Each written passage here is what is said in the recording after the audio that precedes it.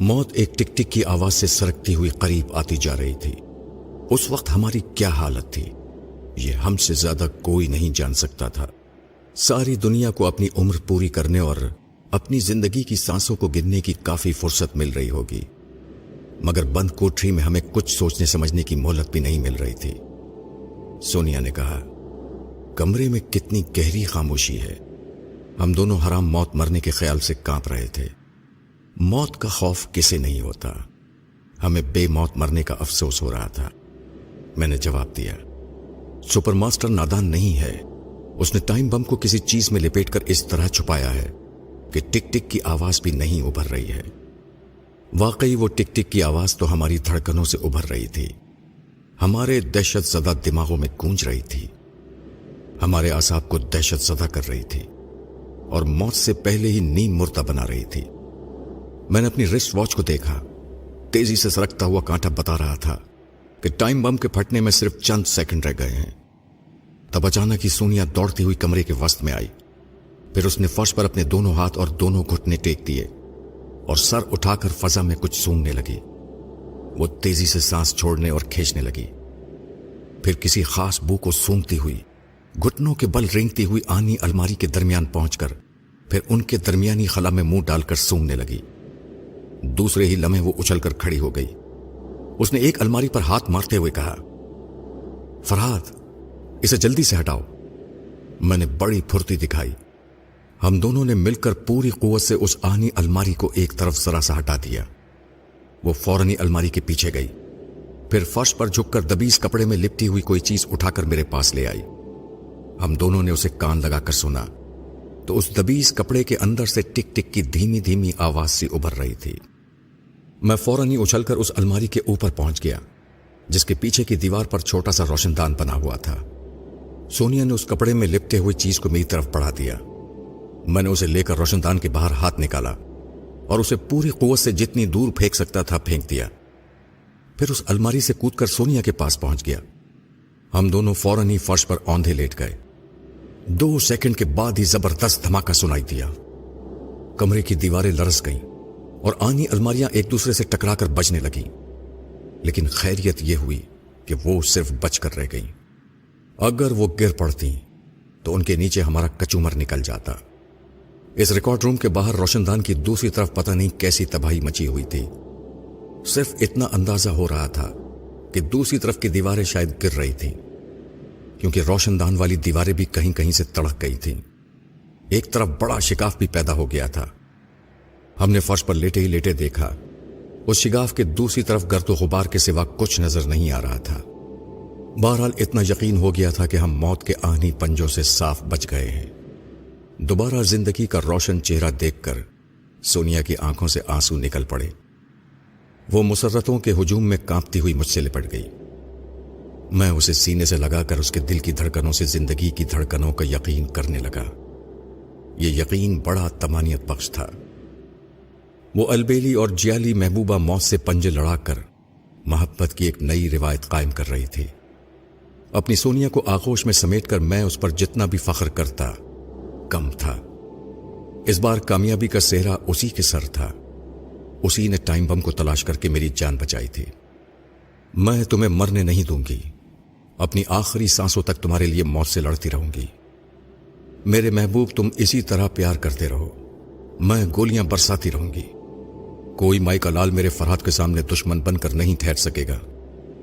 मुझे यकीन हो गया है कि तुम्हारे एक हाथ में स्टेन गन हो और दूसरे बाजू पर मेरा सर हो तो मैं दुश्मनों से बेनियाज होकर आराम से सो सकता हूं। वाकई मैं उस वक्त सारी दुनिया से बेनियाज हो गया था। थोड़ी देर बाद मैंने पूछा, तुमने बू कैसे सूंघ ली थी? जिस कपड़े में टाइम बॉम्ब को लपेटा गया था वो मास्टर साइमन के बदन का उतरा हुआ लिबास था। मैं मास्टर साइमन की बू पहचानती हूं। वही बू उसके लिबास से आ रही थी। मुझे बहुत पहले ही सूंघ लेना चाहिए था, मगर बदहवासी की वजह से जहन इस तरफ माइल नहीं हुआ था। हम फर्श पर बैठ गए। मैंने सामने पड़े हुए शिगाफ की तरफ इशारा करते हुए कहा, हमें इस रास्ते से बाहर निकलना चाहिए।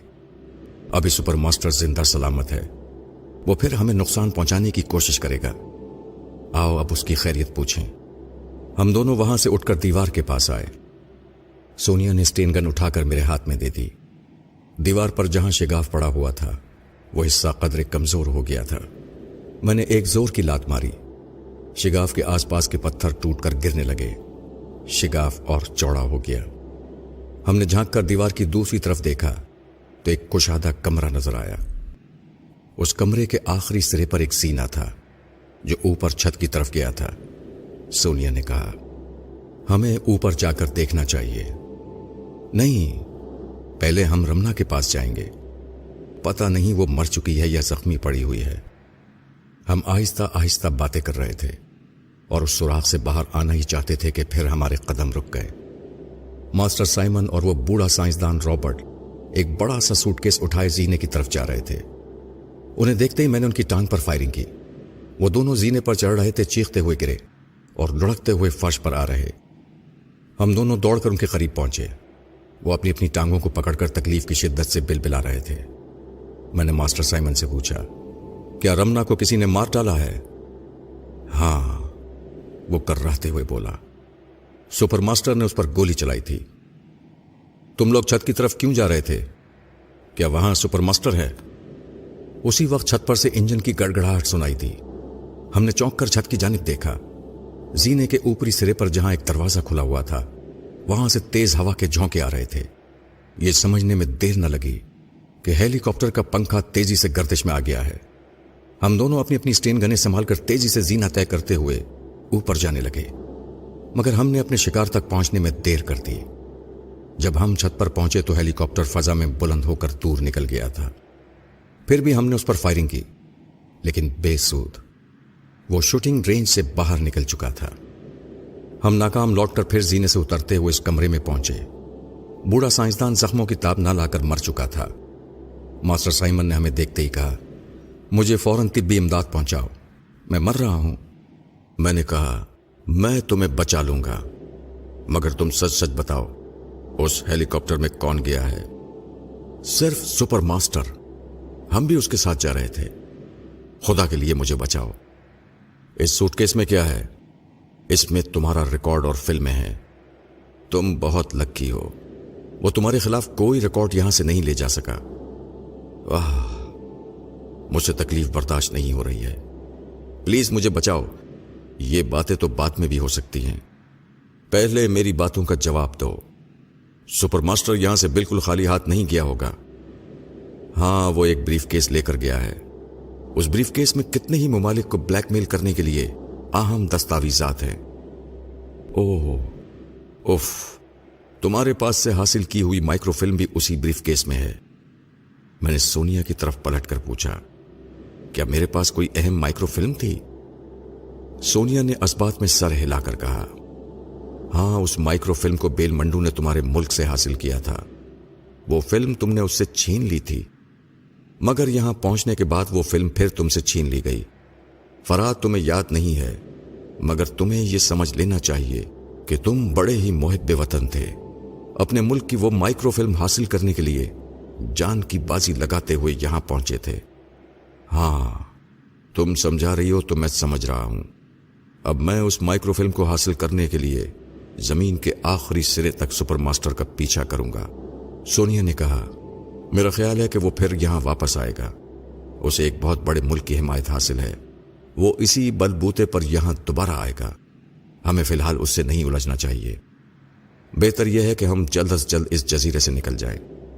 नहीं सोनिया, मैं वो माइक्रोफिल्म उससे लेकर ही जाऊंगा। ठीक है, मैं कब मना करती हूं, लेकिन उसे हासिल करने के लिए हमें कोई दूसरा रास्ता इख्तियार करना होगा। अगर हम यहां रहेंगे तो दोबारा उसके जाल में बुरी तरह फंस जाएंगे। तुम वक्त की नजाकत को समझो फरहाद, मेरी बात मान लो। हम यहां से जाएंगे, फिर अच्छी सी प्लानिंग के बाद सुपर मास्टर से टकराएंगे। वो माकूल मशवरे दे रही थी। हमारी बातों के दरमियान मास्टर साइमन के कर्राने की आवाजें आ रही थीं। फिर वो आवाजें मर गईं। हमने उसकी तरफ देखा तो वो सर पड़ चुका था। मैंने उसकी जेबें टटोल कर सूटकेस की चाबी तलाश की, मगर उसके पास चाबी नहीं थी। लिहाजा सूटकेस के लॉक को तोड़ना पड़ा। उसके अंदर बहुत सी फाइलें थीं। फिल्मों के कैसेट रखे हुए थे। चमड़े की वो डायरी भी थी जिसमें मेरी जिंदगी की रुदात लिखी जा रही थी। मैंने उसे सोनिया की तरफ बढ़ाते हुए कहा, इस डायरी में मेरे बारे में बहुत कुछ लिखा जा रहा था। इसे संभाल कर रखो, मैं कभी फुर्सत के वक्त पढ़ूंगा। सोनिया ने वो डायरी मुझसे ले ली। फिर हम तमाम फाइलों पर सरसरी सी नजर डालने लगे। एक फाइल में मेरे उन तमाम जराइम की रिपोर्ट थी जो मुझसे कभी सरजद नहीं हुए थे। सोनिया ने मुझे बताया कि मेरे बाजू पर किसी किस्म का इंजेक्शन लगाकर मेरे जहन को माफ कर दिया गया था। फिर मेरे हाथों से ना करता जराइम की तफसीलात लिखाई गई थीं। इस सिलसिले में मेरी आवाज भी टेप की गई थी। इस सूटकेस में कितने ही साउंड कैसेट और पिक्चर्स कैसेट रखे हुए थे। उन्हीं में मेरा भी कैसेट रखा हुआ होगा, मगर उसे सुनने के लिए हमारे पास रिकॉर्डर नहीं था। सोनिया ने कहा, इन सब फजूल चीजों को फौरन ही तबाह कर देना चाहिए। यह कहकर वो सामने पड़ी हुई दोनों लाशों की जेबें टटोलने लगी। रॉबर्ट की जेब से एक लाइटर बरामद हुआ। हमने फर्श पर फाइलों का ढेर लगाकर उन्हें लाइटर की आग दिखा दी। जब वो जलने लगी तो हम एक कैसेट को खोलकर साउंड और पिक्चर टेप को आग की नजर करने लगे। आध घंटे के अंदर वो तमाम फजूल मगर खतरनाक चीजें जलकर राख हो गईं। फिर हम वहां से निकलकर एक कॉरिडोर से गुजरते हुए उस कमरे में आए जहां हमने रमना को छोड़ा था। वो बेचारी मर चुकी थी। चंद लम्हे में खामोश खड़ा उसके बेजान चेहरे को तकता रहा। उस पुरखुलूस सी लड़की ने मेरा बहुत साथ दिया था, मगर अफसोस कि मैं उसे बचा ना सका। मैं सोच में गुम था कि सोनिया की आवाज ने मुझे चौंका दिया। फरहाद, ये शोज़ेब जिंदा है मगर बेहोश है, इसे मार डालना ही बेहतर है। यह कहकर उसने फर्श पर पड़े हुए रिवॉल्वर को उठाया। फिर शोज़ेब को एक ठोकर मारी। उसके मुंह से एक हल्की सी कर्राह निकली। फिर फायरिंग की आवाज में हमेशा के लिए गुम हो गई। सोनिया ने उस रिवॉल्वर को उसके मुर्दा जिस्म पर फेंक दिया। मैं बोझल कदमों से चलता हुआ माइक के पास आया। फिर एरिज को मुखातिब करने लगा।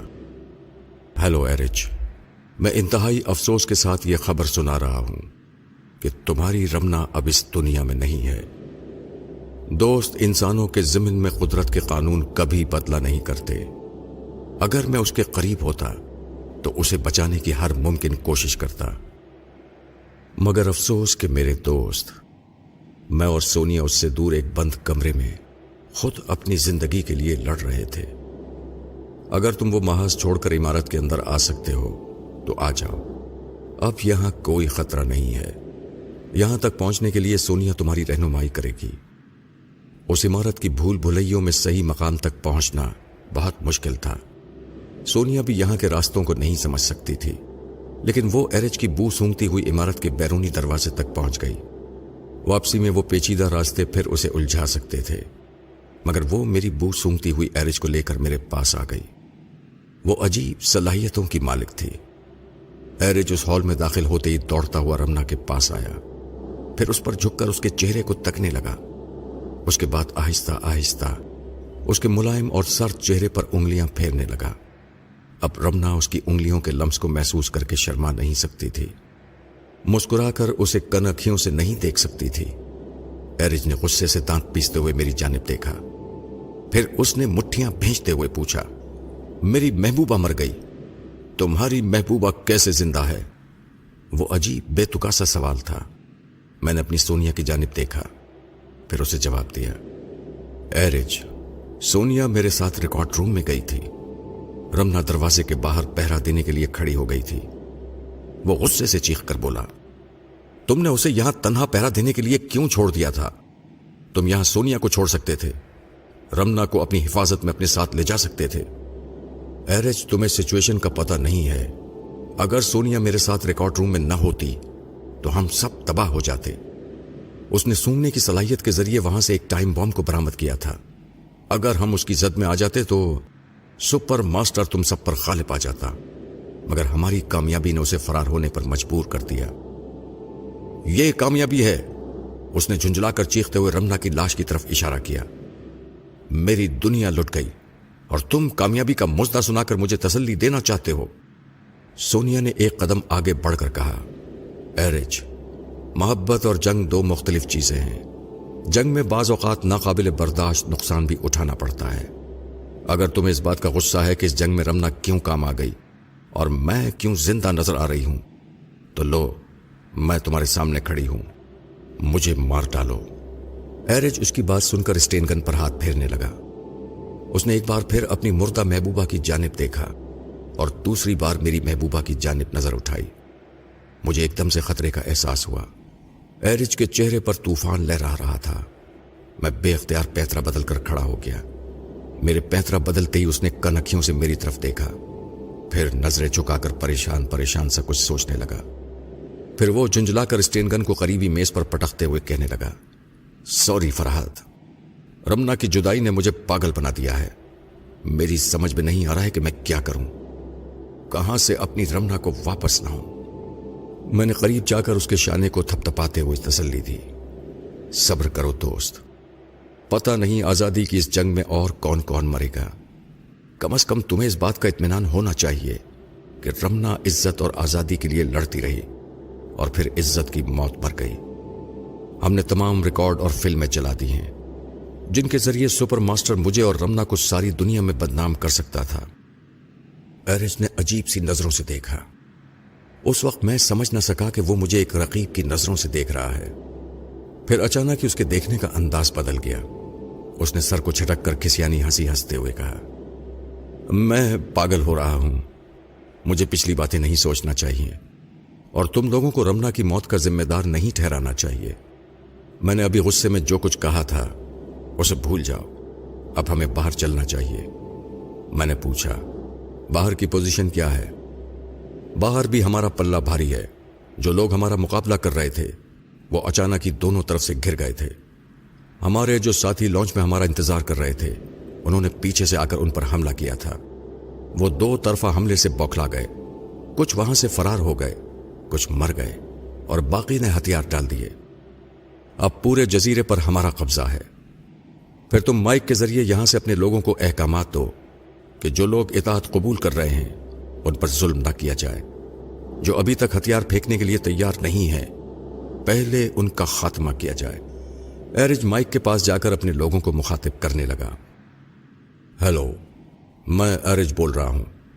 تم میں سے کچھ لوگ سب سے پہلے ساحلی علاقے میں جا کر لانچ اور بوٹ کی حفاظت کریں، باقی فرار ہونے والے دشمنوں کا تعاقب کریں۔ اس چھوٹے سے جزیرے میں وہ خود کو کہیں نہیں چھپا سکیں گے، فرار ہونے کے لیے صرف بندرگاہ کی طرف جائیں گے، لہٰذا فوراً ہی بندرگاہ پر ہمارا قبضہ ہونا چاہیے۔ جاؤ جلدی کرو۔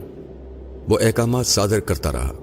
اس نے 10 مسلح جوانوں کو عمارت کے باہر پہرا دینے کے لیے کہا، 5 جوانوں کو عمارت کے اندر بلایا۔ وہ لوگ رملہ کی لاش اٹھا کر باہر لے گئے۔ میں اور سونیا بھی ایرج کے ساتھ باہر آ گئے۔ ایرج کے حکم سے رمنا کے لیے ایک تابوت تیار کیا جا رہا تھا۔ چند عورتیں عمارت کے ایک کمرے میں رمنا کی لاش کو نیا لباس پہنا رہی تھیں۔ اس کے لیے ڈھیر سارے سرخ پھول منگوائے گئے تھے۔ جب اس کا تابوت باہر لایا گیا تو ہم نے اس کا آخری دیدار کیا۔ رمنا تابوت کے اندر سرخ پھولوں کے ڈھیر میں چھپ گئی تھی۔ اس وقت وہ خود بھی اتنے سارے پھولوں میں سے ایک پھول نظر آ رہی تھی۔ اسے دیکھ کر دل میں درد کی لہریں اٹھنے لگیں۔ میں ایک طرف سر جھکا کر کھڑا ہو گیا۔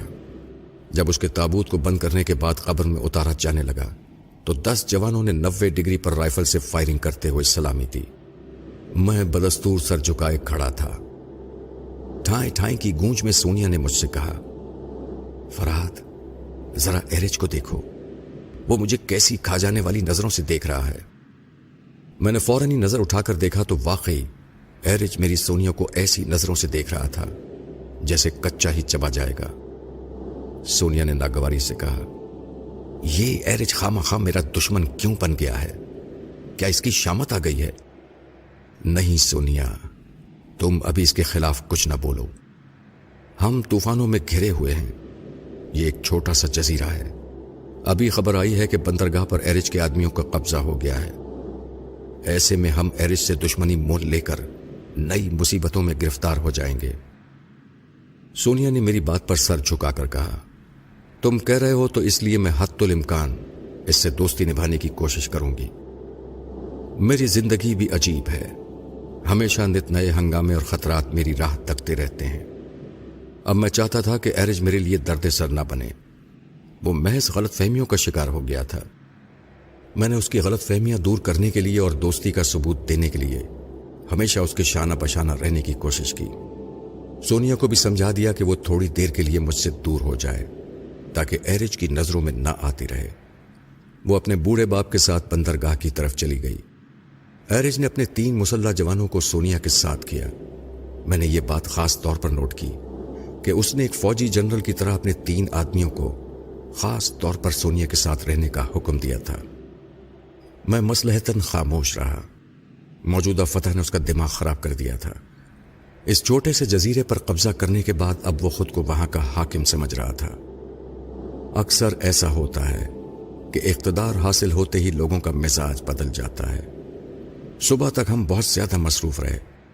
जो दुश्मन लॉन्च वगैरह के जरिए फरार होना चाहते थे उन्हें बंदरगाह के करीब घेर लिया गया था। फरार होने वालों ने थोड़ी देर तक जमकर मुकाबला किया, मगर एक एक करके मारे गए। दूसरे दिन एरिज ने अपने तौर पर मार्शल लॉ नाफिज कर दिया। हालांकि उसकी कोई बाकायदा फौज नहीं थी और न ही वो फौजी कवानीन से वाकिफ था। उसने तमाम लोगों को अपने अपने घरों तक महदूद रहने का हुक्म दिया था। मैं अपनी रिहाइशगाह पर आया। वहां पहुंचते ही एरिज के 5 मुसल्ला साथियों ने चारों तरफ से मुझे घेर कर अपनी स्टेन गनों का रुख मेरी जानिब कर दिया। एरिज जरा दूर खड़ा हुआ था। मैंने उसकी तरफ देखकर गुस्से से पूछा, यह क्या हरकत है? उसने बड़ी लापरवाही से जवाब दिया, तुम्हें कोई नुकसान नहीं पहुंचाया जाएगा। बात सिर्फ इतनी सी है कि इतने संगीन हालात में मैं किसी गैर मुल्की पर भरोसा नहीं कर सकता। तुम पाकिस्तानी हो, तुम्हें बाहिफाजत यहां से पाकिस्तान भेज दिया जाएगा। मैंने जरा इत्मीनान का सांस लेकर कहा, चलो यही सही। बहरहाल मैं तुम्हारा दोस्त बनकर रहना चाहता हूं। तुम्हारे इत्मीनान की खातिर मैं अपने मुल्क वापस चला जाऊंगा।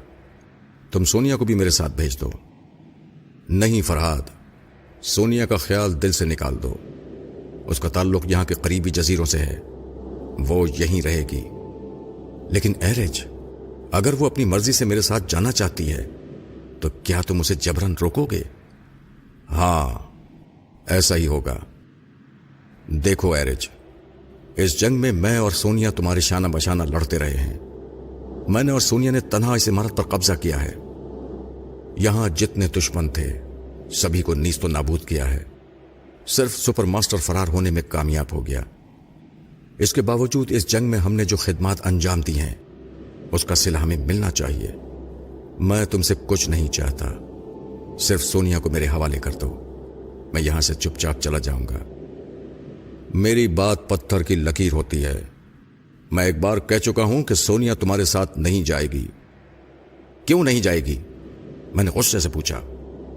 उसी वक्त एक मुसल्ला जवान ने अपनी स्टेन गन से मेरे हाथ पर जर्ब लगाई। मेरे हाथों से स्टेन गन छूटकर दूर जा गिरी। मैंने फौरन ही आगे बढ़कर फर्श पर झुकते हुए उसे उठाना चाहा। इससे पहले ही मेरे मुंह पर एक जबरदस्त चोट पड़ी। मैं उलटकर दूसरी तरफ फर्श पर गिर पड़ा। 2 जवानों ने मेरे सीने पर स्टेन गन की नालें रखते हुए कहा, अगर अब तुम कोई हरकत करोगे तो हम तुम्हें शूट कर देंगे। उठो और चुपचाप इस कमरे में चले जाओ। मैंने फर्श पर से उठते हुए कहा, पहले सोनिया को यहां बुलाओ, उसके बगैर मैं इस कमरे में नहीं जाऊंगा। उसके बाद दोबारा सोनिया का मुतालबा न कर सका। अचानक ही मेरे सर के पिछले हिस्से पर कयामत टूट पड़ी। पता नहीं वो कैसी फौलादी ज़र्ब थी। एकदम से मेरी आंखों के सामने अंधेरा छा गया। दिमाग ने मेरा साथ छोड़ दिया। दिमाग के बगैर इंसान किसी दुनिया में नहीं रह सकता। पता नहीं मैं भी कहां गुम हो गया था। जब मेरा दिमाग एहसासात की तरफ वापस आने लगा तो सबसे पहले मेरे कानों ने घड़ी की टिक टिक सुनी। मैंने बड़ी मुश्किल से करवट बदलने की कोशिश की तो सर के पिछले हिस्से से नाकाबिले बर्दाश्ती से उठने लगी। मैंने तकलीफ की शिद्दत से कराहते हुए आंखें खोल दी। मुझे अपने चारों तरफ तारीकी ही तारीकी नजर आई। फिर रफ्ता रफ्ता हल्की जर्द सी रोशनी दिखाई देने लगी। उस रोशनी में मैंने खुद को एक कमरे के फर्श पर लेटा हुआ पाया। मैं थोड़ी देर तक चुपचाप पड़ा रहा और सोचता रहा कि मुझ पर क्या गुजर चुकी है। जब मुझे याद आया कि मैंने सोनिया का मुतालबा करते हुए चोट खाई है तो फिर मेरा दिल सोनिया के लिए तड़पने लगा। मैं बड़ी मुश्किल से कराते हुए आहिस्ता आहिस्ता उठकर फर्श पर बैठ गया। थोड़ी देर तक मेरा सर चकराता रहा।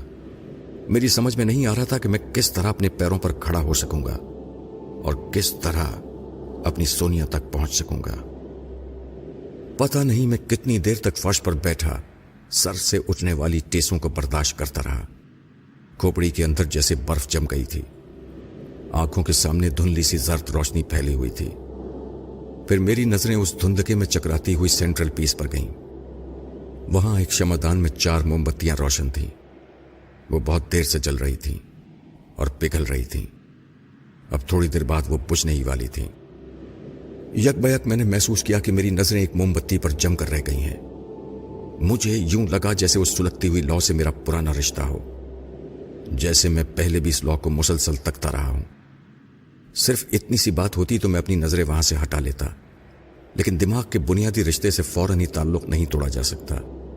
اس وقت مجھے یاد نہیں آیا کہ ابتدا میں نے ٹیلی پیتھی سیکھنے کے لیے شمع کی لو سے اپنی آنکھوں کا رشتہ قائم کیا تھا۔ اب وہ سلگتی ہوئی لو اس رشتے کی ڈور تھام کر میرے دماغ میں جم کر بیٹھ گئی تھی۔ اب جب کہ میں سب کچھ بھول گیا تھا، ایسی حالت میں بھی مینٹل پیس پر جلنے والی شمع کی لو مجھے اپنی طرف کھینچ رہی تھی۔ میں اس سے نظریں ہٹانا چاہتا تھا، مگر میرے دماغ نے مجھے جکڑ لیا تھا اور مجھے چپ کے سمجھا رہا تھا۔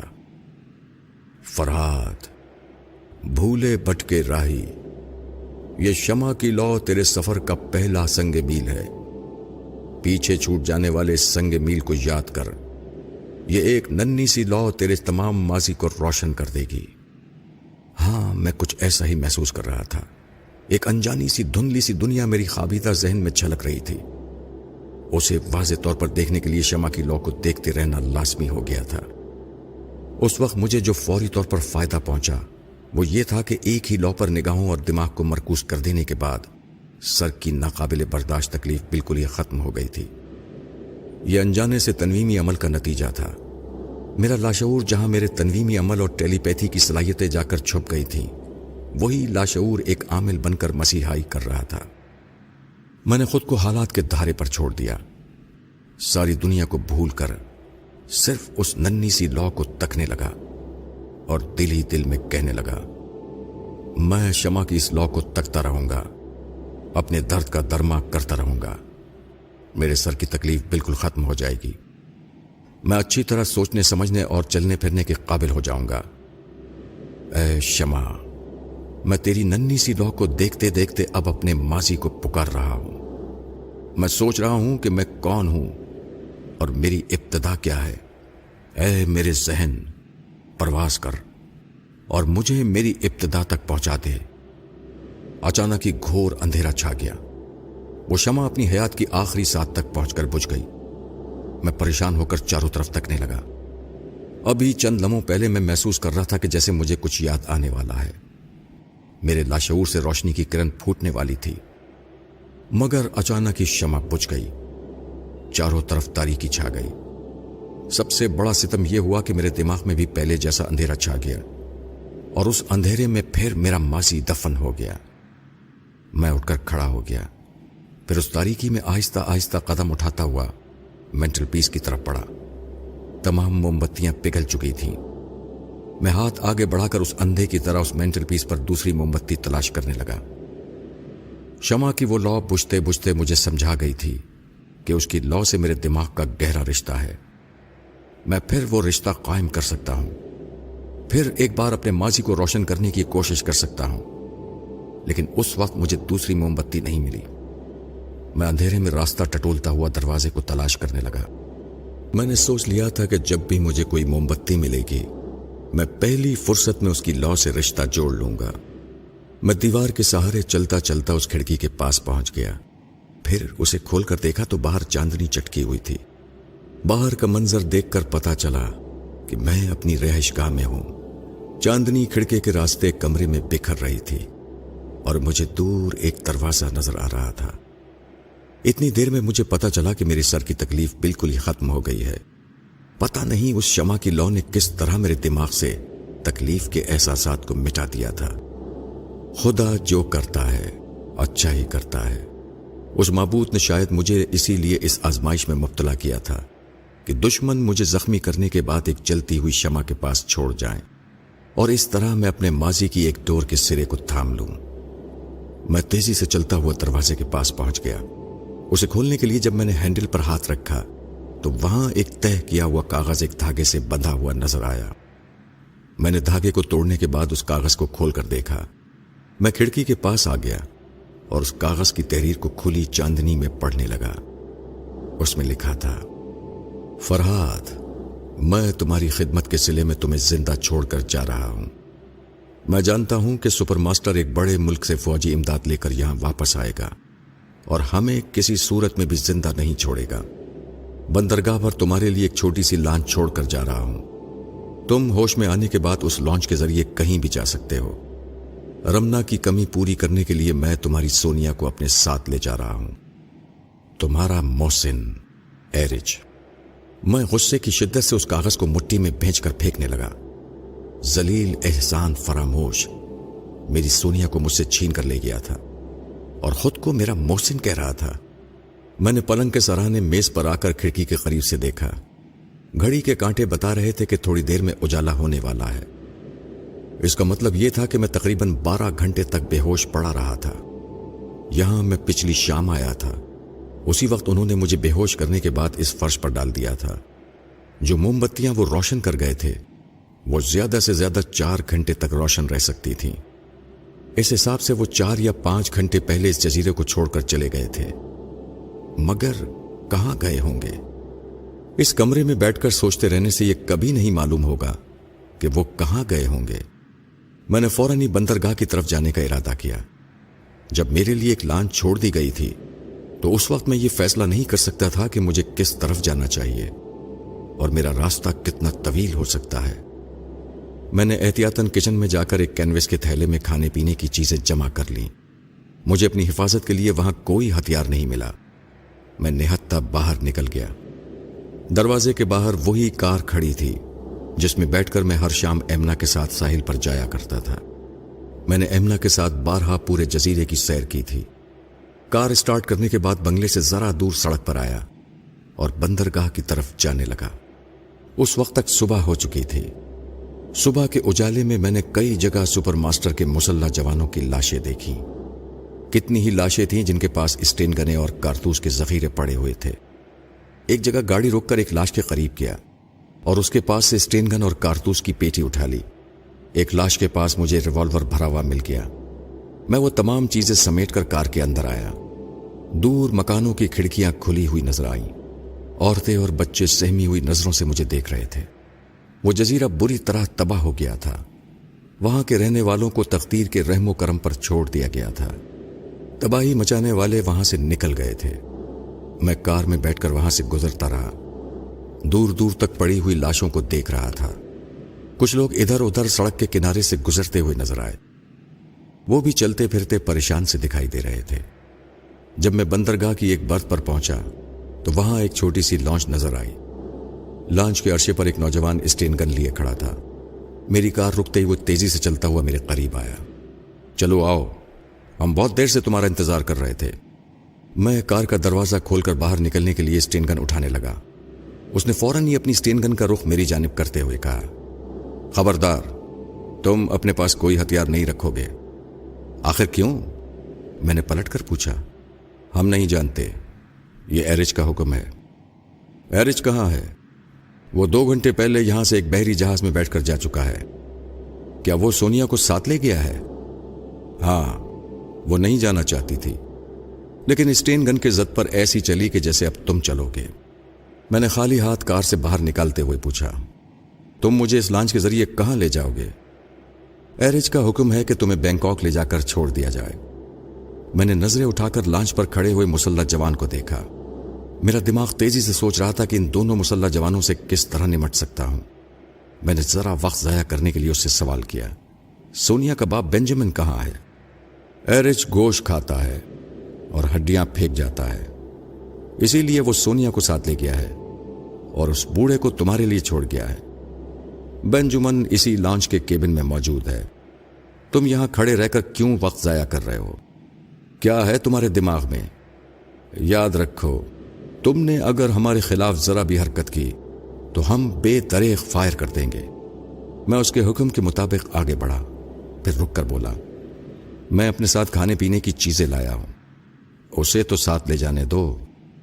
نہیں، لانچ میں کھانے کا سامان وافر مقدار میں موجود ہے، ہمیں تم سے زیادہ کھانے کی فکر ہے، جلدی چلو۔ اس نے اسٹین گن کی نال سے میری پشت پر ٹھوکا دیا۔ مجھے مجبوراً آگے بڑھنا پڑا۔ अगर वो तन्हा होता तो मैं मौका पाकर उससे लिपट जाता, मगर अरशे पर दूसरा नौजवान मुस्तैद खड़ा हुआ था। मुझे बिदकता देखकर वो वहीं से फायरिंग शुरू कर देता। मैं चुपचाप सीढ़ियां चलता हुआ लॉन्च पर आ गया। उसने मुझे हुक्म दिया कि मैं सीढ़ी ऊपर खींच लूं। मैं उसके हुक्म के मुताबिक उसी सीढ़ी को लॉन्च के तख्ते पर खींचने लगा। फिर उसने मुझसे कहा, इस सीढ़ी को उठाकर एक तरफ रख दो। मैंने सीढ़ी उठाई, फिर उसे एक तरफ रखने के बजाय उस पर फेंक दी। वो इस अचानक हमले से अपना तवाजुन बरकरार न रख सका। लॉन्च के तख्ते के फर्श पर गिर पड़ा। सीढ़ी उसके ऊपर आ गई थी। मैंने फौरन ही छलांग लगाई और उस पर पहुंचकर उसे सीढ़ी के नीचे दबोचने लगा।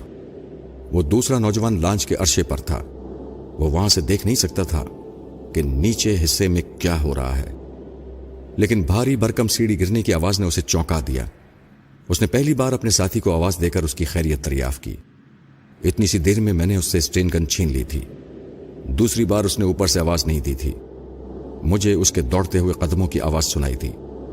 मैं फौरन ही उस जीने की तरफ आ गया जो अर्शे की तरफ जाता था। फिर जैसे ही वो जीने के ऊपरी सिरे पर नजर आया, मैंने फायर खोल दिया। उसके हलक से घुटी घुटी सी चीख निकली। फिर वो औंधे मुंह जीने पर गिरा और लुढ़कता हुआ नीचे आने लगा। मैंने सीढ़ी के नीचे दबे हुए नौजवान की तरफ तवज्जो दी। वो फटी फटी आंखों से मेरी जानिब देख रहा था। मैंने उसे स्टेन गन की जद पर रखकर पूछा, क्या तुम इसी सीढ़ी के नीचे लेटे रहोगे? चलो उठो। वो तकलीफ की शिद्दत से कराते हुए उस वजनी सीढ़ी को अपने ऊपर से हटाने लगा। जब वो उठकर बैठ गया तो मैंने पूछा, जिंदगी चाहते हो या मौत? वो स्टेन गन का रुख अपनी तरफ देखकर आजिजी से गिड़गिड़ाने लगा। मुझे माफ कर दो, मुझे जिंदा रहने दो। मैं तुम्हारा वफादार बनकर रहूंगा। तुम थोड़ी देर पहले मेरी जान के दुश्मन थे। मैं तुम पर कैसे भरोसा कर सकता हूं? मैं अपनी वफादारी का सबूत दे सकता हूं। अच्छा, दो, वो कहने लगा। एरिज ने मुझे हुक्म दिया था कि बहरी सफर के दौरान मैं तुम्हारे खाने में एक ऐसी दवा की थोड़ी थोड़ी सी मिकदार मिलाकर देता रहूं जिससे दिमाग रफ्ता रफ्ता कमजोर हो जाता है और जिस्म मुख्तलिफ बीमारियों का घर बन जाता है। मैं कैसे यकीन करूं कि तुम सच कह रहे हो? एरिज अगर चाहता तो मुझे मेरी रिहाइशगाह में कत्ल कर देता। वो इतना लंबा खेल क्यों कर खेलेगा कि यहां से फरार होने के लिए मेरे खातिर एक लांच छोड़ दे, फिर बहरी सफर के दौरान तुम्हारे हाथों मुझे जहरीला खाना खिलाता रहे? मैं नहीं मानता। वो एहसान फरामोश जरूर है, मगर मेरी जान का दुश्मन नहीं है। मैंने कब कहा है कि वो तुम्हारी जान का दुश्मन है? वो तुम्हारी खिदमत के सिले में यकीनन तुम्हें जिंदा रखना चाहता है, लेकिन जिंदा रखकर तुम्हें मुर्दों से बदतर बना देना चाहता है। उसे अंदेशा है कि तुम बैंकॉक पहुंचकर सोनिया के लिए एक मुल्क से दूसरे मुल्क की तरफ भटकते रहोगे और इस तरह एरिज की जान के दुश्मन बन जाओगे। मगर जिस्मानी व जहनी तौर पर लागिर और कमजोर होने के बाद उसका ताक़ुब करने के काबिल नहीं रहोगे। उसकी बात मेरी समझ में आ गई। वो एहसान फरामोश वाकई ऐसा कर सकता था। मैंने उस जख्मी नौजवान से कहा, अच्छा उठो, मुझे वो दवा बताओ जो मेरी खुराक में मिलाने के लिए रखी गई है। वो उठकर मेरे आगे आगे स्टेन गन की जद पर चलता हुआ किचन में आया। फिर वहां कपबोर्ड के एक खाने से एक छोटी सी बोतल निकालकर मेरी तरफ बढ़ा दी। मैंने उसके लेबल को पढ़ा तो पता चला कि वाकई वो मोहलिक दवा है। मैंने उसे कपबोर्ड के उसी खाने में रख दिया। फिर उससे सवाल किया, अब यह भी सच सच बता दो कि एरिज सोनिया को लेकर कहां गया है? वो बर्मा की तरफ गया है। अगर वहां की हुकूमत से जहाज को लंगर डालने की इजाजत नहीं मिलेगी तो वो हांगकांग की तरफ चला जाएगा। मैं उसके साथ किचन से निकलकर अर्शे की केबिन की तरफ जाते हुए बोला, अगर बेंजामिन को कमरे में बंद किया गया है तो केबिन के दरवाजे की चाबी किसके पास है? चाबी उसी के पास थी। हम जीने पर चढ़कर अर्शे पर पहुंचे। उसने जेब से चाबी निकालकर केबिन का दरवाजा खोल दिया। बेंजामिन केबिन के बिस्तर पर परेशान हाल बैठा हुआ था। मुझे देखते ही उसके चेहरे पर ताजगी आ गई। वो फौरन ही मेरे पास आते हुए बोला, मेरी बेटी कहां है? मैंने जवाब दिया, एरिज की नीयत में फतूर आ गया है। उसके साथियों ने मुझे बुरी तरह जख्मी करने के बाद मेरे बंगले में मुझे बेहोशी की हालत में छोड़ दिया था। अगर मैं होश में होता तो सोनिया को उसे साथ ले जाने का मौका न देता। बूढ़े बेंजामिन ने एतमाद से कहा, अगर ऐसी बात है तो वो सोनिया को नहीं अपनी मौत को अपने साथ ले गया है। मेरी बेटी को मुझसे ज्यादा कोई नहीं जानता। वो ना तो बेबसी से जिंदा रहना चाहती है اور نہ ہی مایوس ہو کر تنہا مرنا پسند کرتی ہے۔ اگر مرنے کا وقت آیا تو وہ ایرج کو بھی ساتھ لے کر مرے گی۔ میں نے دل ہی دل میں کہا، خدا نہ کرے کہ سونیا پر مجبوراً ایسا وقت آئے۔ ویسے اس بات کا مجھے بھی یقین تھا کہ وہ فولادی حسینہ اس کے بس کی بات نہیں ہے۔ میں بینجمن کو وہیں چھوڑ کر اس زخمی نوجوان کے ساتھ لانچ کے نچلے حصے میں آ گیا۔ میں نے اس سے کہا، تم نے اپنی وفاداری کا ثبوت دیا ہے، اس لیے میں تمہیں حکم دیتا ہوں کہ لانچ سے اتر کر برف پر جاؤ اور وہاں سے اسٹین گن اور کارتوسوں کی پیٹی اور ریوالور نکال کر لے آؤ۔ ہمارے پاس زیادہ سے زیادہ اسلحہ ہونا چاہیے۔ وہ لانچ پر سے چھلانگ لگا کر برف پر پہنچ گیا، لیکن میں نے اس کا ارادہ دیکھ لیا۔ وہ موقع پا کر بھاگنا چاہتا تھا۔ میرا قیاس درست نکلا۔ وہ اسلحہ نکالنے کے لیے دروازہ کھول کر اندر گیا، پھر فوراً ہی دروازہ بند کر کے لانچ کار اسٹارٹ کرنے لگا۔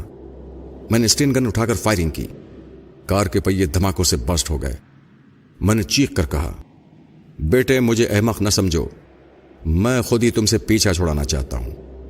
وہ جواباً کار کے پیچھے سے ایک ہاتھ اٹھا کر ریوالور سے فائر کرنا چاہتا تھا۔ میری اسٹین گن سے تڑا تڑ گولیاں برسنے لگیں۔ اس کا ہاتھ چھلنی ہو گیا، ریوالور چھوٹ کر دور جا گرا۔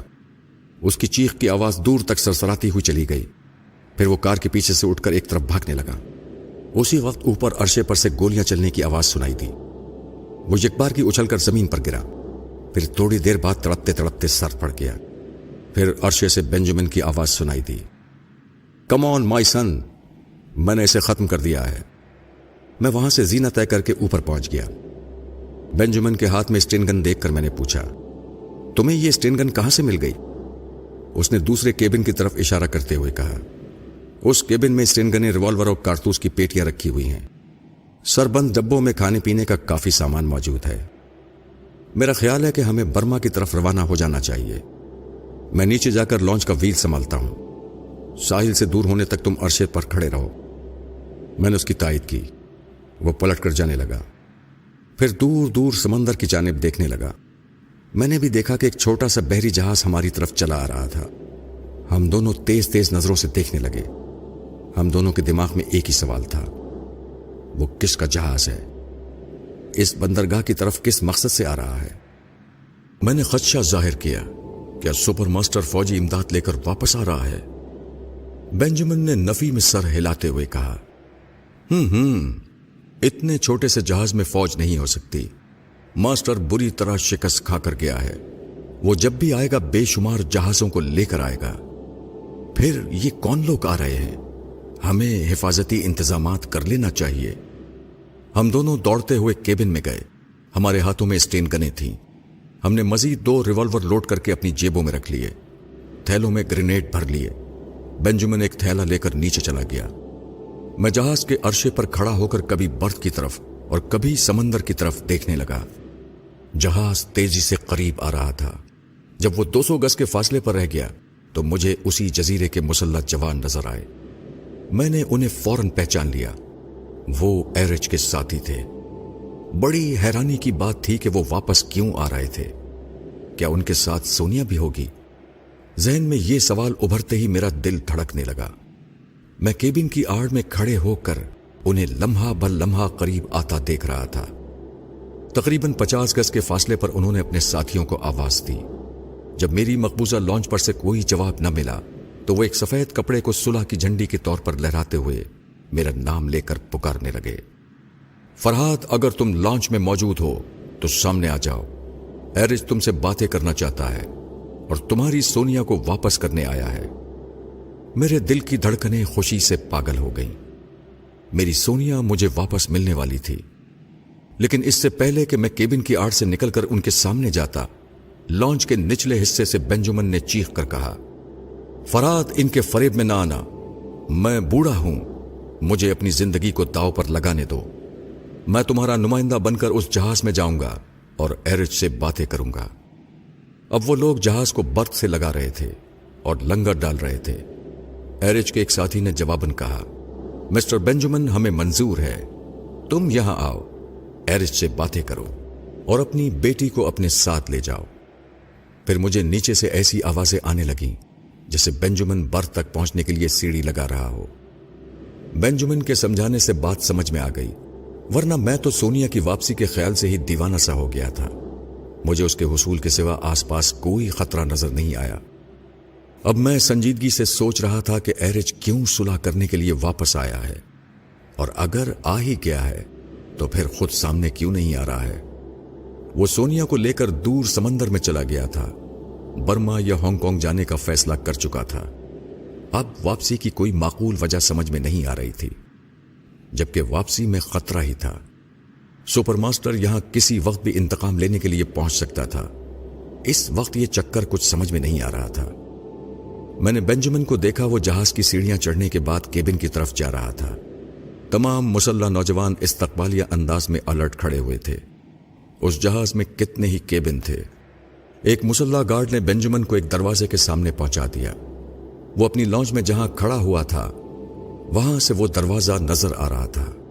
बेंजामिन वहां खड़ा हुआ था, मगर दरवाजा नहीं खोल रहा था। थोड़ी देर बाद समझ में आया कि वो बंद दरवाजे के पीछे किसी से बात कर रहा है। इतनी दूर से उसके लब हिलते हुए नजर नहीं आए, लेकिन कभी इनकार में और कभी इकरार में हिलता हुआ सर नजर आ रहा था। फिर बेंजामिन ने एरिज के खास आदमियों को आवाज देकर वहां बुलाया। उसके 4 काबिल एतमाद साथी दरवाजे के सामने आकर खड़े हो गए। अब वो भी बंद दरवाजे से होने वाली बातें सुन रहे थे। उनके अंदाज से पता चल रहा था कि वो अपने बॉस का कोई हुक्म सुन रहे हैं। फिर वो चारों जहाज में इधर उधर होकर अपने साथियों को हुक्म देने लगे, साथियों अपने हथियार इस जहाज में छोड़कर बर्थ पर चले जाओ, यह हमारे बॉस का हुक्म है। यह हुक्म सुनते ही सब लोग परेशान हो गए। कुछ लोग हथियार फेंककर बर्थ की तरफ जाने लगे और कुछ इनकार करने लगे, लेकिन थोड़ी देर की बहस के बाद उन्हें जाना पड़ा। एरिज के चारों काबिल एतमाद साथी भी वहां से चले गए। जहाज खाली हो गया। बेंजामिन ने जहाज के अर्शे पर, फिर तमाम केबिनों में, उसके बाद जहाज के निचले हिस्से में अच्छी तरह तलाशी ली। जब उसे इत्मीनान हो गया कि अब वहां एरिज का कोई साथी नहीं है, तो उसने मुझे आवाज दी, हेलो माय सन, अब तुम यहां आ सकते हो, कोई खतरा नहीं है। मैंने बर्थ की जानिब देखा। एरिज के तमाम निहत्ते साथी बर्थ से दूर जाकर फौजियों की तरह मुख्तलिफ कतारों में खड़े हो गए थे। मैंने स्टेन गन संभाली, ग्रेनेड का थैला उठाया और फिर लॉन्च से उतरकर बर्थ पर आ गया। वो लोग मुझसे तकरीबन 20 गज के फासले पर खड़े हुए थे। ज्यादा फासला न था। वो चाहते तो निहत्ते होने के बावजूद चारों तरफ से मुझ पर पल पड़ते। मेरी स्टेन गन से कुछ लोग जख्मी होते और हलाक होते, मगर बाकी बचने वाले मुझे अपना कैदी बना सकते थे। मैं बड़े ही मोहतात अंदाज में चलता हुआ जहाज के जीने तक पहुंचा। बड़ी हैरानी की बात थी कि उनमें से किसी ने भी मेरे खिलाफ कोई कदम नहीं उठाया। मैं जहाज में आकर ऊपर अर्शे पर पहुंचा। बेंजामिन हाथ में स्टेन गन लिए बर्थ की तरफ देख रहा था। वो नहीं चाहता था कि हमारी जरा सी गफलत से फायदा उठाकर एरिज के साथी फिर जहाज पर पहुंच जाएं। उसने मुझे देखते ही कहा, मैं जहाज के जीने की निगरानी कर रहा हूं। अगर वो लोग जीने के करीब आएंगे तो मैं फायरिंग शुरू कर दूंगा।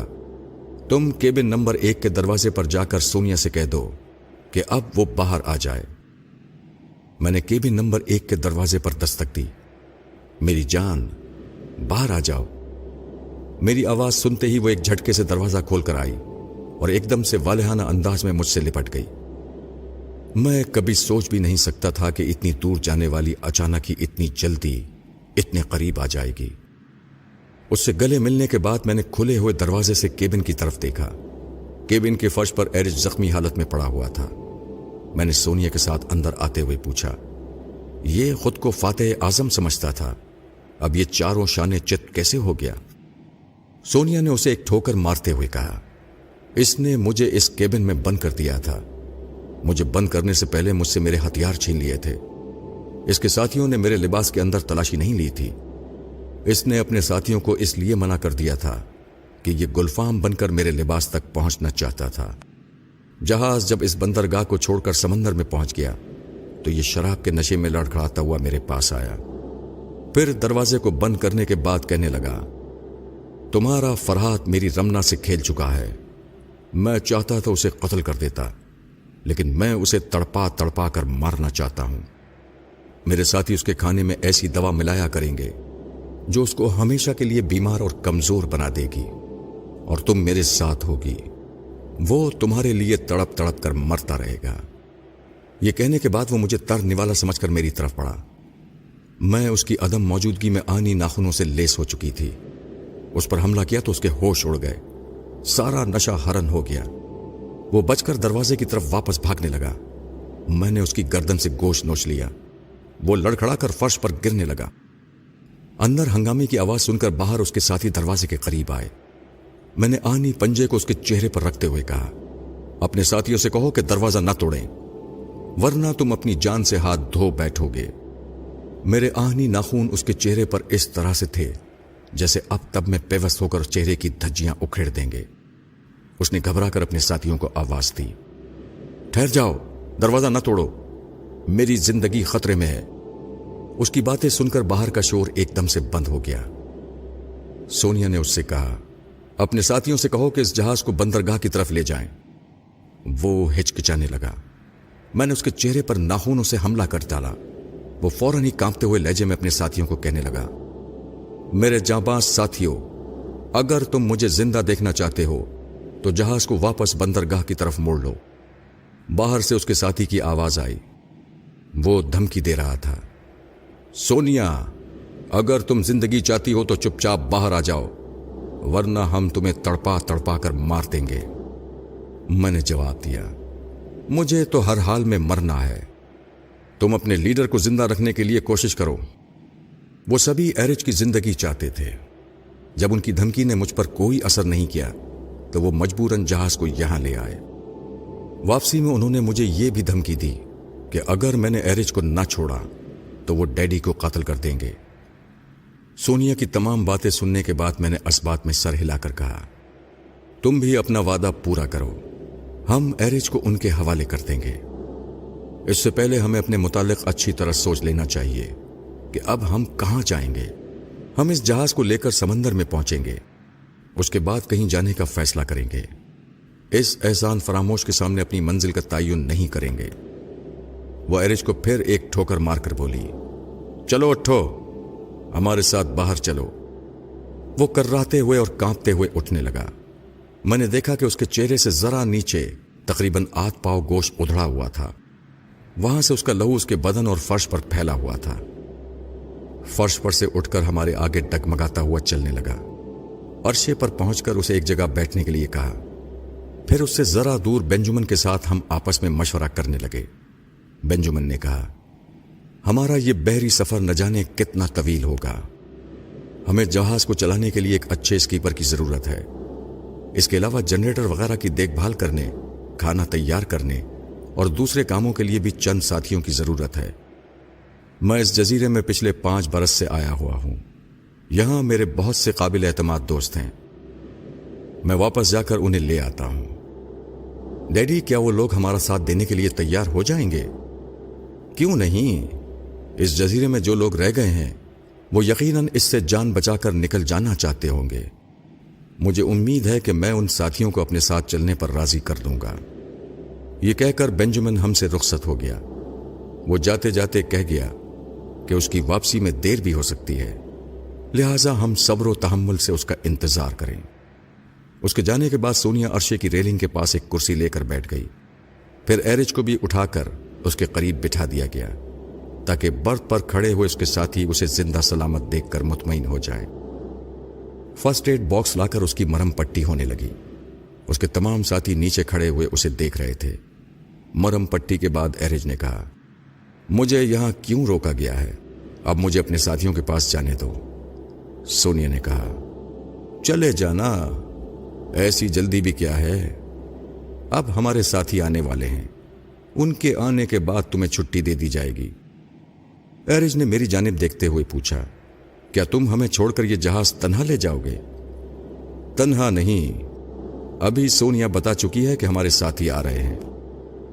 फिर भी फरहाद, मेरी दरखास्त है कि इतना बड़ा जहाज लेकर न जाओ, वरना मैं और मेरे साथी इस छोटी सी लॉन्च में नहीं जा सकेंगे और वो तेज रफ्तार नहीं है। सुपर मास्टर हमें बीच समंदर में कहीं घेर लेगा। तुमने मेरे लिए वो लॉन्च छोड़ते वक्त ये नहीं सोचा था कि मुझे सुपर मास्टर भी घेर सकता है? मुझसे बड़ी गलती हो गई थी, मुझे मुआफ कर दो। हमने मुआफ कर दिया है। इसी लिए तुम्हें जिंदा छोड़कर जा रहे हैं। लेकिन ये तो सोचो, तुमने हम सबको निहत्था कर दिया है। तुमने भी मुझे यहां निहत्था छोड़ दिया था। मैं अपनी पिछली तमाम गलतियों की मुआफी मांग रहा हूं। मैं एहसान फरामोश हूं, मगर तुम फराख दिल हो। खुदा के लिए हमारे हथियार हमें वापस कर दो। अच्छी बात है, जब तुम नीचे बर्फ पर पहुंचोगे तो तुम्हें जरूरत के मुताबिक हथियार मिल जाएंगे। सोनिया ने हैरानी से मुझे देखते हुए कहा, फरहाद, तुम ऐसा वादा ना करो जिससे हमें नुकसान पहुंच सकता हो। हथियार मिलते ही ये हम पर हमला कर देंगे, हमें इस बंदरगाह से दूर जाने का मौका नहीं देंगे। मैंने कहा, तुम फिक्र ना करो, इन्हें ऐसे तरीके से हथियार दिए जाएंगे कि ये हमें किसी तरह नुकसान नहीं पहुंचा सकेंगे। हम बातें करते हुए बेंजामिन की वापसी का इंतजार करते रहे। तकरीबन 2 घंटे बाद बर्थ के करीब बहुत सी गाड़ियां आकर रुकी। उनमें से कितने ही मर्द, औरतें और बच्चे निकलकर बेंजामिन की रहनुमाई में जहाज की सीढ़ियां चढ़ने लगे। वो सब अपना अपना बिस्तर, सूटकेस और दूसरी जरूरतों का सामान उठाए हुए थे। बर्थ पर से एरिज के एक साथी ने चीख कर पूछा, सोनिया, ये सब क्या हो रहा है? क्या तुम हमारे बॉस को वापस नहीं करोगी? सोनिया ने उसे हाथ के इशारे से अपनी तरफ बुलाया। तुम यहां आकर अपने इस चूहे को ले जाओ। वो भी सीढ़ियां चढ़कर आने लगा। बूढ़ा बेंजामिन बड़ी फुर्ती दिखा रहा था। उसने शायद पहले ही अपने आदमियों को समझा दिया था कि जहाज में पहुंचते ही उन्हें कैसे फराइज अंजाम देने हैं। इसीलिए जो लोग मैकेनिक थे वो स्कीपर के साथ इंजन रूम में चले गए थे। बाकी लोग स्टेन गनें उठाकर मेरे और सोनिया के अतराफ रेलिंग के करीब आकर खड़े हो गए थे। सभी की गनों का रुख बर्फ पर खड़े हुए लोगों की तरफ था। एरिज का साथी उसे सहारा देकर जीने की तरफ ले जाने लगा। मैंने एरिज को तसल्ली दी, तुम नीचे बर्फ पर जाओ, मेरे वादे के मुताबिक तुम्हें हथियार मिल जाएंगे। मगर याद रखो, बर्फ पर पहुंचने के बाद सामने ही खड़े रहना। अगर जरा भी इधर उधर जाने की कोशिश करोगे तो मैं फायरिंग शुरू कर दूंगा। वो आहिस्ता आहिस्ता सीढ़ियां उतरता हुआ बर्फ पर पहुंच गया। जब जहाज की सीढ़ियां उठा ली गईं तो मैंने एरिज से कहा, अपने साथियों से कहो कि वो जहाज का लंगर उठा दें। एरिज ने पूछा, हथियार वापस करने का वादा क्या हुआ? मैं अपना वादा जरूर पूरा करूंगा, पहले तुम मेरे हुक्म की तामील करो। बर्फ से लंगर की आहनी जंजीरें खोल दी गईं। जहाज का इंजन स्टार्ट हो चुका था। जैसे ही वो बर्फ से अलग होने लगा, मैंने एरिज को चीख कर मुखातिब किया, एरिज, मैं अपना वादा पूरा कर रहा हूं। तुम अपने साथियों के साथ जजीरे में जाओ, वहां बेशुमार लाशें पड़ी हुई हैं। उन लाशों के पास स्टेन गनों और कारतूसों का जखीरा मिल जाएगा। मैंने देखा कि वो साहिल पर खड़ा हुआ गुस्से से तिलमिलाता हुआ अपनी मुट्ठियां भींच रहा था। मैंने बेंजामिन से कहा, फौरन स्कीपर के पास जाओ और उससे कहो कि जहाज की रफ्तार बढ़ाकर उसे छोटी सी लॉन्च से ज्यादा दूर ले जाए। बेंजामिन दौड़ता हुआ चला गया। जहाज आहिस्ता आहिस्ता साहिल से दूर हो रहा था। जब लॉन्च से तकरीबन 20 गज का फासला कायम हो गया तो मैंने थैले में से ग्रेनेड निकालकर अपने नए साथियों से कहा, वो भी ग्रेनेड निकालकर लॉन्च को निशाना बनाएं। दूसरे ही लम्हे हम ग्रेनेड की अपने दांतों से निकालकर उन्हें लॉन्च पर फेंकते रहे। कुछ निशाने तक पहुंचकर धमाके से फट रहे थे। लॉन्च से शोले बुलंद हो रहे थे। एरिज और उसके साथी बर्थ को छोड़कर दूर भाग गए थे। अब उनके लिए जजीरे से बाहर निकलने की कोई सूरत नहीं थी। वो वहीं पैदा हुए और वहीं सुपर मास्टर के हाथों मरने वाले थे। मैं आहिस्ता आहिस्ता चलता हुआ अर्शे पर आ गया। वहां सोनिया रेलिंग के पास खड़ी हुई थी और दूर साहिल की तरफ धड़ाधड़ जलती हुई लॉन्च को देख रही थी। उसका एक हाथ रेलिंग पर रखा हुआ था। मैंने उसके हाथ पर हाथ रखा तो वो चौंक कर मुझे देखने लगी। ओह फरहाद, जरा साहिल की तरफ देखो। एरिज और उसके साथी लॉन्च से बहुत दूर भाग गए हैं, मगर अफसोस कि वो भाग कर जाएंगे कहां। ये जजीरा उनका मतफद बनेगा।